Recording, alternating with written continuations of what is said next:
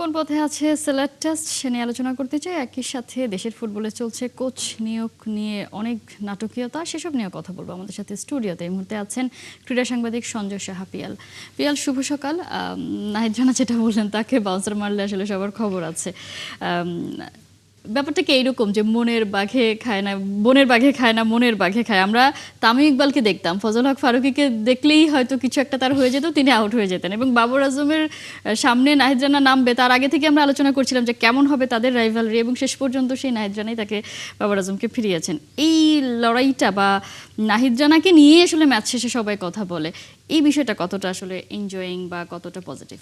না, আমি নাহিদ রানার কথাগুলো শুনছিলাম, মানে মজাই লাগে। তিনি একটু কম কথা বলেন, অনেকটা মুস্তাফিজের মতন, এবং তিনি যেটা বলেন সেটা কিন্তু মানে খুব আলোচিত হয় আর কি। তো তিনি শুধু বলেনই না, তিনি সেটা করে দেখিয়েছেন। কিন্তু তো আমরা ফার্স্ট টেস্টে দেখেছি যে শাহিন শাহ আফ্রিদি তাকে বাউন্সার দিয়ে একটা মানে ঘাবড়ে দিয়েছিল, এবং পরে কিন্তু সেই শাহিন শাহ আফ্রিদিকে এসে বাউন্সারের শট বলেই কিন্তু তিনি উইকেট নিয়েছেন। তো নাহিদ রানার আমার যেটা মনে হচ্ছে সে দিন দিন ওয়ান্ডার কিডস থেকে মানে একটা ম্যাচিউরিটির দিকে যাচ্ছে। এবং আপনি যদি দেখেন মানে বাবর আজমের মানে বাবরের সম্রাটটা মানে সাম্রাজ্যটা তিনি কিন্তু আসলে খান করে দিচ্ছেন আমাদের নাহিদ রানা। আপনি যদি খেয়াল করেন তিনটি টেস্টের তিনবারই তিনি আউট করেছেন এই বাবর আজমকে, এবং পাকিস্তানের সবচেয়ে রিলায়েবল ব্যাটসম্যান এই মুহূর্তে বাবর আজম।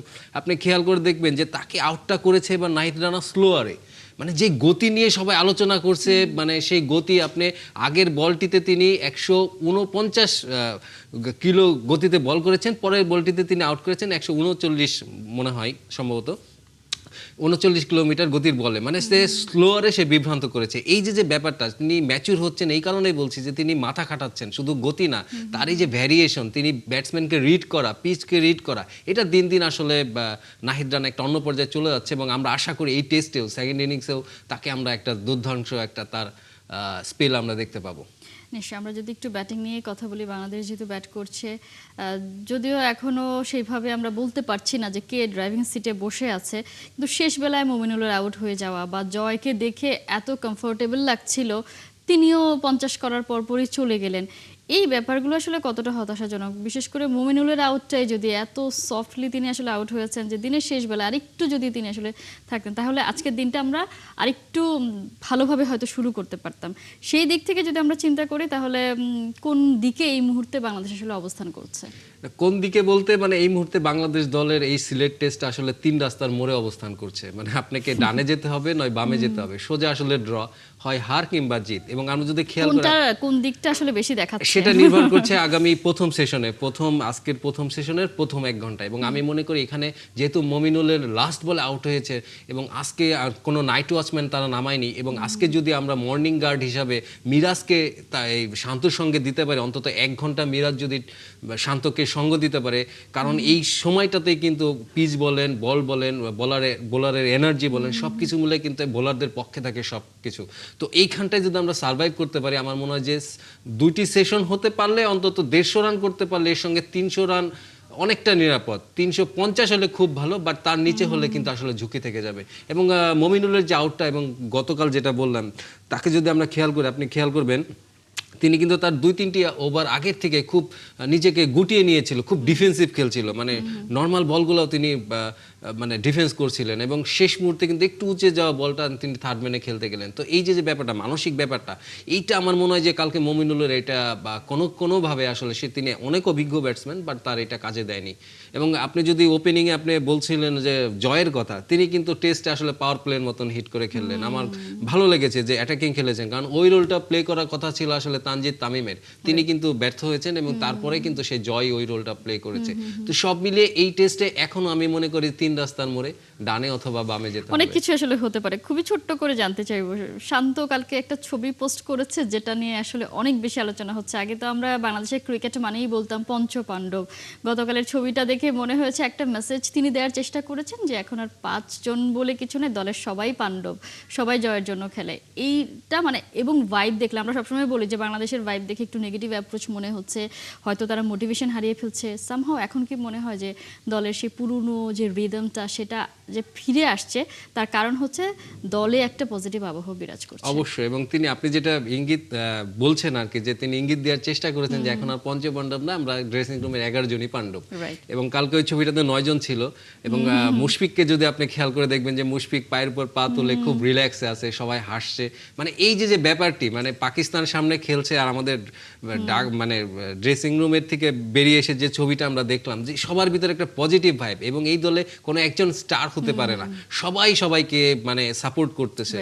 এই জিনিসটা আমার মনে হয় যে অনেক একটা সময় ছিল, আমরা দেখতাম যে পঞ্চপাণ্ডব যে এরাটা ছিল তখনও কিন্তু এরকম একটা আমরা ভাইব দেখেছি, সেই ভাইবটা আবার ফিরে আসছে। এবং এই টেস্ট চ্যাম্পিয়নশিপে আপনি দেখেন, আইসিসি টেস্ট চ্যাম্পিয়নশিপে এই টেস্টটা আমরা জিততে পারলে কিন্তু আমরা 5-এ চলে যাব, ভারতের উপরে চলে যাব। এইটা কিন্তু একটা বড় অ্যাচিভমেন্ট, মানে উইনিং পার্সেন্টেজ আমাদের 50-র উপরে চলে যাবে। তো এটা দেখে আসলে যে কোনো ক্যাপ্টেনেরই কিন্তু সে চাইবে সে দলটাকে আরো চাঙ্গা রাখতে, এবং চাঙ্গা রাখতে গিয়ে শান্ত যেটা করছেন, আমার মনে হয় যে মুশফিককে তিনি একটা রেসপেক্টের জায়গায় দিচ্ছেন। মুশফিক বড় ভাই, তিনি কথা বলছেন। আপনি লিটনকে যদি খেয়াল করেন, লিটনের যে সাউন্ডটা আপনার উইকেট কিপিং এর ওখান থেকে আসছে, সব মিলিয়ে কিন্তু সবাই মিলে এই টেস্টটা খেলছে এবং কারো চাপ একা নিতে হচ্ছে না, তাকে অন্যজন করে দিচ্ছে। এটা আমার কাছে খুব ভালো লেগেছে। তবে আবারও বললাম যে আজকে ফার্স্ট আওয়ারটা কিন্তু খুব ভাইটাল আমাদের জন্য। নিশ্চয়ই আমরা দেখি প্রত্যেকটা দিনে যে সকালটা ভালো হলে যাদের ভালো হয় তারা দিনটা মোটামুটি সামলে নিতে পারে। দেখা যাক, এখনো লম্বা সময় বাকি আছে, কখন কোন রং বদলে যায় নিশ্চয়ই সেসব নিয়ে আমরা আলোচনা করবো। একটু দেশের ফুটবল নিয়ে কথা বলতে চাই। নিশ্চয়ই দেখছেন যে কোচ নিয়ে যে নজিরবিহীন নাটক চলছে, কখনো শুনছি হয়ে যাচ্ছে, তারপর আবার শুনছি যে না, যে কোচের কথা বলা হচ্ছে তারা হচ্ছে বাফুফের কোনো কলই রিসিভ করছে না, যোগাযোগ রাখছে না। শেষ সময় পর্যন্ত যে খবর আছে সেটা হচ্ছে কোলম্যানের কাছ থেকে হয়তো সেরকম পজিটিভ পাওয়া যাচ্ছে না। যদি ছোট্ট করে জানতে চাই যে এরকম একটা অবস্থা কেন তৈরি হলো, সেটা কি যে বাফুফে এবারই প্রথমবার সার্কুলার দিয়ে কোচ নিয়োগ দিচ্ছে সে কারণে যে তারা আসলে জানে না যে প্রসেসগুলো কীরকম, কিভাবে এগোতে হয়, কিভাবে কমিউনিকেশনটা রাখতে হয়, এটা কারণ নাকি অন্য আর কিছু হতে পারে? দেখেন, কোচ নিয়ে যে আগ্রহটা, এরকম গুজব এটা থাকে ওয়ার্ল্ডে, ইউরোপেও যদি দেখেন, রিয়াল মাদ্রিদের যে আপনার মরিনহোকে নিয়ে আসার জন্য কিন্তু গুঞ্জন চলছে, তো এটা থাকবে। বাংলাদেশেও এই আগ্রহটা বাড়ছে, আমার কাছে ভালোই লাগছে। কে হবে না হবে এটা নিয়ে একটা সাসপেন্স থাকছে। তো আপনি যেটা বললেন যে এবারই প্রথম, এবং এটাই কারণেই কি আমাদের এমনটা হচ্ছে কিনা, দেখেন এই কোচের কিন্তু সরাসরি যোগাযোগ কেউ করে না, তাদের এজেন্ট থাকে, ইভেন সাউথ এশিয়ান এজেন্ট থাকে, ইউরোপিয়ান এজেন্ট থাকে, এরকম বিভিন্ন এজেন্ট থাকে। তো এই যে 300 জনের যে তালিকা বললো বাফুফের থেকে জমা দেওয়া হয়েছে, তারা পেয়েছে, এটা কিন্তু সবাই যে নিজের কোচও হয়তো, সেই কোচও হয়তো জানে না যে আমার সিভিটা ওইখানে জমা দিয়ে আছে। তা আমার মনে হয় যে কোলম্যান সঙ্গে যে লাস্ট টাইম যে বাফুফের যোগাযোগটা হয়েছে, সেখানে কিন্তু আমরা শুনেছি যে তার যে এজেন্ট তিনি একটা অর্থ দাবি করেছে, এটা খুবই স্বাভাবিক, তার করবে। এবং সে বাংলাদেশ, তার যদি চুক্তিটা হয়ে যেত, তিনি যতটা পেতেন বাংলাদেশ ফুটবল ফেডারেশন কাছ থেকে যতটা নেবেন, আবার কোচের কাছ থেকেও কিন্তু তিনি সেই একটা সাম রেভিনিউ তিনি পান আর কি। তো এইটা একটা প্রসেস, এটা পেশাদার প্রসেস, এটা হতেই থাকে।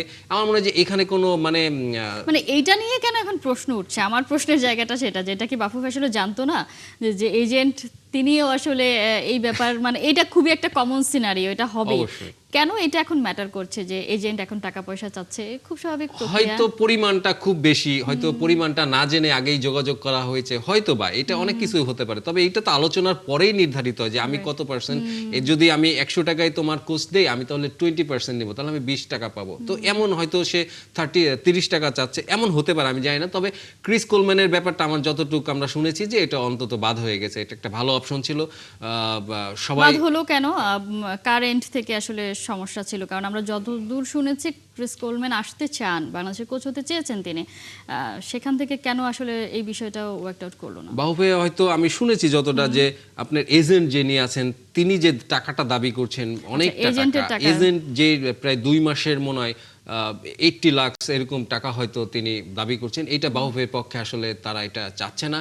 এবং আপনি জানেন যে প্রায় 60 থেকে 70 লাখ টাকা তাকে দেওয়া হবে, তার কোচিং স্টাফ সহ, এরকম একটা কথা হয়েছিল। এবং এই টাকার কিছুটা অংশ ক্রীড়া মন্ত্রণালয় থেকে দেবে। তো এটা একটা অপেশাদার ব্যাপার হয়ে যায়। তো সব মিলে আমার মনে হয় যে এই জায়গার থেকে বাহুবে ছুটে গেছে, এবং তাদের পছন্দ কিন্তু আসলে জার্মান কোচ। আমার মনে হয় যে আরেকজন যার সঙ্গে কথা বলা হচ্ছে, বার্নার্ড স্টক, তিনি কিন্তু আপনার জানি যে বুরুশিয়া ডর্টমুন্ডের তিনি খেলোয়াড় ছিলেন, এবং বুন্দেসলিগায় হাঙ্গেরির কোচ ছিলেন।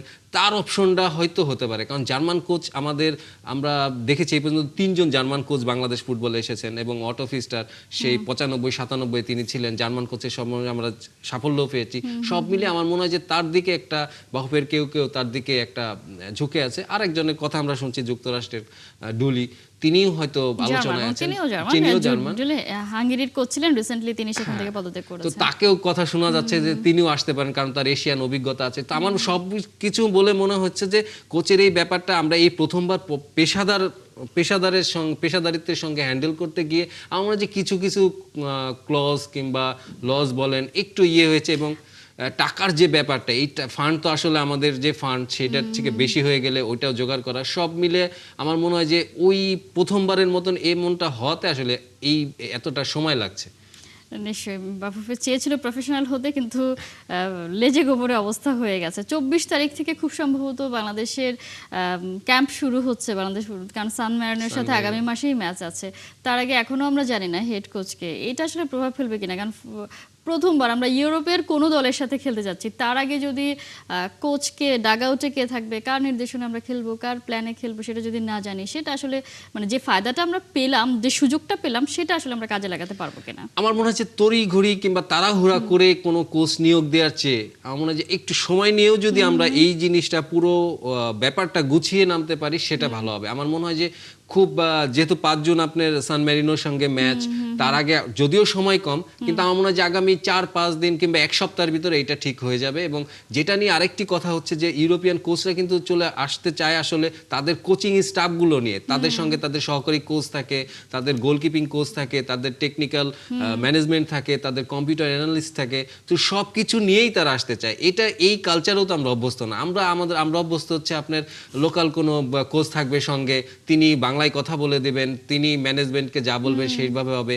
বিদেশি কোচ হয়তো একটা সাদা কাগজ ধরিয়ে তার কিছু প্ল্যান নিয়ে দেবেন। তো এই জায়গাটাও তো আমার মনে হচ্ছে যে একটা কনফ্লিক্ট হচ্ছে, আসলে ম্যানেজমেন্ট এখনো মানে ওইটা ধাতস্থ হতে পারছেন না যে পেশাদারিত্বের একদম চূড়ান্ত জায়গায় যে পেশাদার কোচ, ইউরোপিয়ান কোনো কোচ আনতে গিয়ে কি করতে হবে। আমার মনে হয় যে এরকমও কিছু ব্যাপার আলোচনা হচ্ছে। নিশ্চয়ই যে সময়ের কথা বলেন, প্রত্যেকে আসলে আমি যার সাথে কোচ ইস্যুতে কথা বলেছি প্রত্যেকেই বলেছে এত তাড়াহুড়া করার মতো আসলে এই ব্যাপারটা নয়, সময় নিতে হবে। সমস্যা হচ্ছে বাফুফে যিনি সভাপতি, তিনি বারবার করে আসলে ডেডলাইন দিচ্ছেন যে এত তারিখে জানানো হবে, সবাই অপেক্ষা করছে। সেদিন আসলে শোনা যায় যে আসলে জানানোর মতো এখনো পরিস্থিতি আসেনি। তিনি সময় চেয়ে নিলেই সমর্থক বলি আর যারাই বলি না কেন, তাহলে আর এত তাড়াহুড়া হয়তো দেখা যেত না। কিন্তু তারপরে কোলম্যানকে নিয়ে যে পরিমাণ আলোচনা হয়েছে, ফাইনালি যদি আসলেই তিনি না আসতে পারেন, বাফুফেকে আসলে অনেকটা কঠিন চ্যালেঞ্জের মুখে হয়তো পড়তে হতে পারে সমর্থকদের কাছ থেকে, কারণ আমরা দেখি যে সমর্থকরা বেশ একটা ভাইটাল রোল প্লে করছে রিসেন্টলি। সেই দিক থেকে দেখা যাক, নিশ্চয়ই ক্রিকেট ফুটবল দুটোই এগিয়ে যাক, সে প্রত্যাশা আমরা করি। সঞ্জয় সাহা, পিয়াল, অসংখ্য ধন্যবাদ। এই ছিল এখনকার খেলা যুগে সরাসরি সংবাদের অনুষ্ঠান দেখতে চোখ রাখুন একাত্তরের ফেসবুক পেজে, আর সাবস্ক্রাইব করুন একাত্তর ইউটিউব চ্যানেল। একাত্তরের সাথেই থাকুন।